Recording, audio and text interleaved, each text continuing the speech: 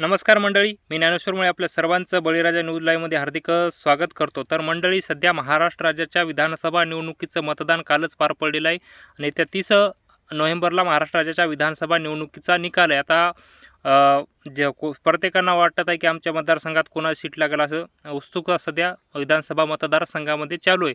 तर आता त्यामध्ये आपण प्रामुख्याने एक महत्त्वाचा असा मतदारसंघ म्हणजे वसमत, हिंगोली जिल्ह्यातील वसमत मतदारसंघाविषयी थोडीशी आपण या व्हिडिओच्या माध्यमातून चर्चा करणार आहोत. तर मूळतः हा वसमत मतदारसंघ म्हणजे शिवसेनेचा बालेकिल्ला, स्वर्गीय बाळासाहेब ठाकरे यांच्यावर प्रेम करणारा इथला मतदारसंघ, निष्ठावंत शिवसेनेचा मतदारसंघ म्हणलं तरी काही हरकत नाही. कारण की इथे शिवसेनेचा 20 वर्ष इथे शिवसेनेची सत्ता होती. माजी सहकार मंत्री जयप्रकाशजी मुंदडा यांच्या रूपानं या वसमत मतदारसंघाला कॅबिनेट मंत्रीसुद्धा लाभलेलं होतं, सहकार मंत्रीसुद्धा लाभलेलं होतं. मनोहर जोशी ज्यावेळेस महाराष्ट्राचे मुख्यमंत्री होते.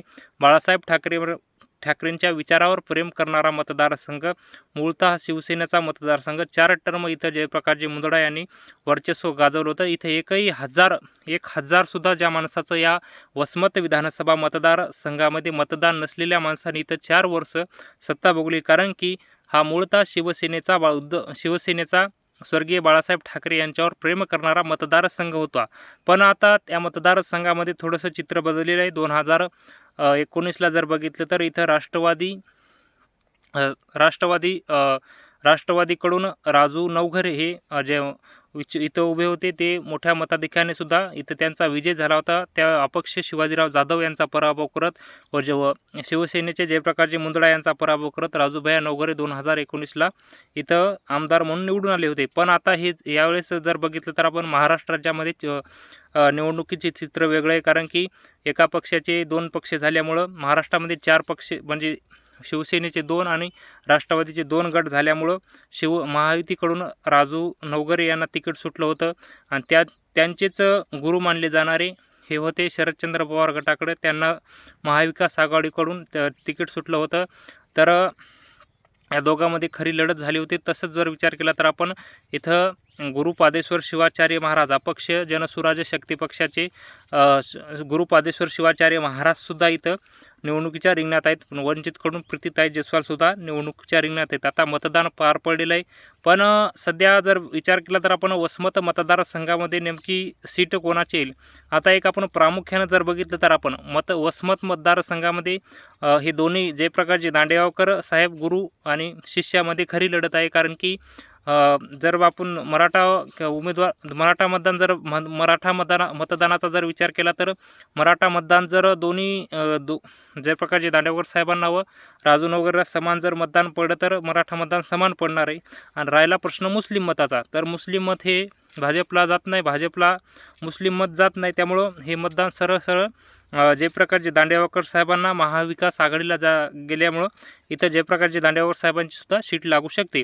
तर दुसरं एक महत्त्वाचं जर बघितलं तर आपण जनसुराज्य शक्ती पक्षाचे उमेदवार बापू म्हणजे गुरुपादेश्वर शिवाचार्य महाराज यांचं जर बघितलं तर आपण मराठा ओबीसी संघर्ष ज्यावेळेस पेटलेला होता, त्यामुळं इथल्या मतदारसंघाने गुरुपादेश्वर शिवाचार्य महाराजांना उभं राहण्यास सांगितलं. त्यामुळे महाराजांनी इथं निवडणूक लढवत आहेत.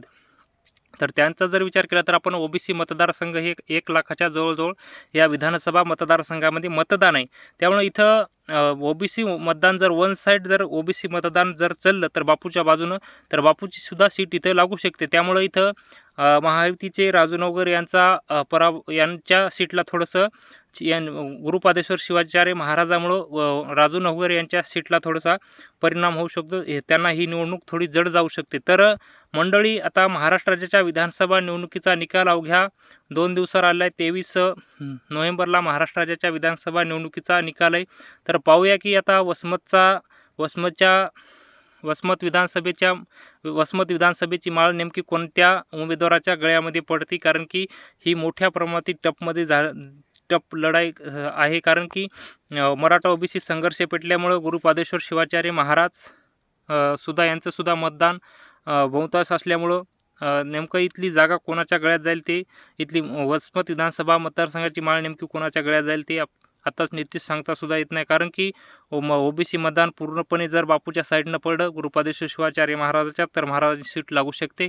आणि दुसरा विचार केला तर आपण मुस्लिम मत हे BJPला न जाता ते महाविकास आघाडीकडून जर गेलं तर जयप्रकाशजी दांडेगावकर साहेब यांचा इथं विजय होऊ शकतो. इथं महायुतीचे राजू नवघरे यांना ही विधानसभा थोडीशी अवघड आहे, कारण की ज्यावेळेस 2019ला विचार केला तर आपण त्यांचे गुरु राजकीय गुरु मानले जाणारे जयप्रकाशजी दांडेगावकर हे त्यांच्यासोबत होते, कारण की त्यावेळेस 2च पक्ष होते, शिवसेना आणि राष्ट्रवादी असे 2च पक्ष असल्यामुळे आता शिवसेनेचे 2 राष्ट्रवादीचे 2 गट झाल्यामुळं मत थोडं विभाजन झाल्यामुळं इथली निवडणूक यावेळेस राजूभाई नवघरे यांना अवघड जाऊ शकते. त्यामुळं आता 23 नोव्हेंबरलाच आपण निकाल तर बघणारच आहोत.